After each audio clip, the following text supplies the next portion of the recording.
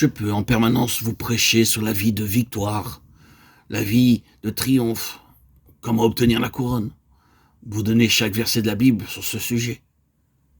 Mais je pourrais faillir moi-même, devant Dieu et de bien des façons.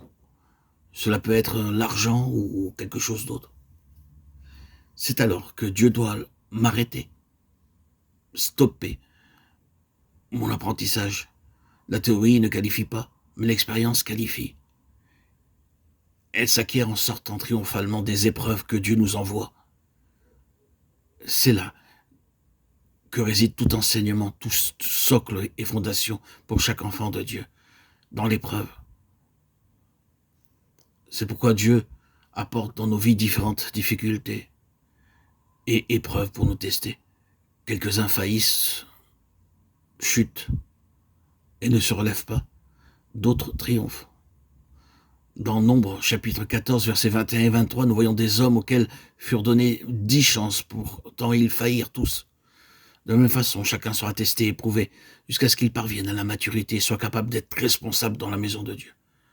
Comment une responsabilité spirituelle pourrait être donnée à ceux qui demeurent à l'état d'enfants? Sur terre, en donnant des pots de vin, un homme peut devenir plus puissant, plus influent.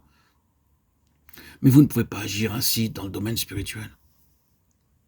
Aucune recommandation terrestre n'est acceptée dans les lieux célestes. C'est seulement votre vie spirituelle triomphante ici-bas qui vous qualifiera en vue d'une responsabilité spirituelle là-haut.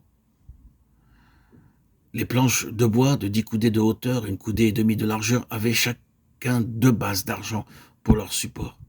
Dieu aurait pu utiliser de l'or pour les bases, mais il utilisa l'argent. Pourquoi? Parce que l'argent, comme nous l'avons vu, est dans l'Écriture un symbole de la rédemption.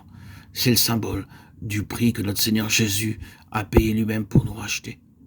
Lorsque le peuple offrit l'argent de la rançon, le riche ne pouvait pas donner plus et le pauvre ne pouvait pas donner moins. Exode 30, 15. Personne ne pouvait dire « Oh, je suis meilleur que mon voisin ». Nous sommes tous également précieux pour Dieu. Il a payé un prix pour tous et tous ont le même droit et le même accès à son trône. Le chiffre 2 dans la Bible est le symbole d'unité dans la communion fraternelle. Matthieu 18, 19.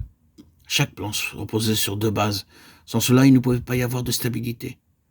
Ces 2 bases d'argent étaient ainsi placées pour donner à la planche force, fermeté, stabilité. Un secret de maintien de la fermeté dans la vie spirituelle est de reconnaître que dans les choses spirituelles, vous vous tenez sur les mêmes fondations que vos amis croyants.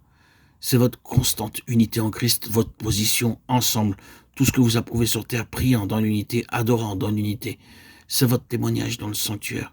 La haine, la jalousie ou l'envie intérieure apportent des luttes. Il ne doit y avoir aucun conflit dans la maison de Dieu. Les 2 tenons reposant sur les bases d'argent nous montrent que le prix de la rédemption est le même pour tous et que nous sommes tous précieux pour le Seigneur.